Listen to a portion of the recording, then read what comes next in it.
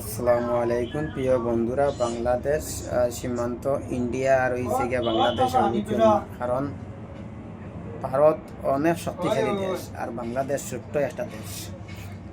কোনো দেশে কোনো দেশের বুঝিনি জমিন নিয়ে রাখতে পারে না। আজ না খাইল খাইল না বুঝিনি পশু ফিরত রিটার্ন করতে লাগে। আজকে আমাদের তো ভারতবর্ষের অনেক মানুষ মানুষ নামে বুঝিনি কলঙ্ক আমি কইতারে, এটা কোনো মানুষ না। অমুক দেশ বুঝিনি আমরা দখল বুঝিনি করিলিম, এই করিলিম সেই করিলিম।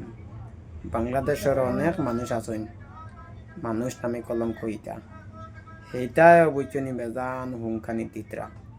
ভারতর অনেক জায়গা আমরা বুঝিনি আনিলেম, এই করিলিম সেই করিলিম। ইটা জিনিস একচুয়ালি বুঝিনি পালা নাই। আমরা শান্তি চাই।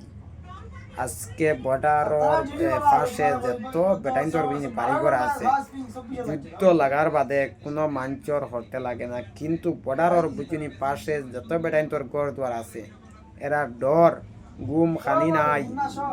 খালি ও আল্লাহ ও আল্লাহ তুমি অবন্তারে বুঝিনি টামাও। যারার বুঝিনি গড়র বর্ডারের বুঝিনি তারও আছে, এরার লাগে বুঝিনি খাতরা। আর অনেক তো মানুষের বুঝিনি মজা লইতরা, এটা জিনিস বুঝিনি পালো না।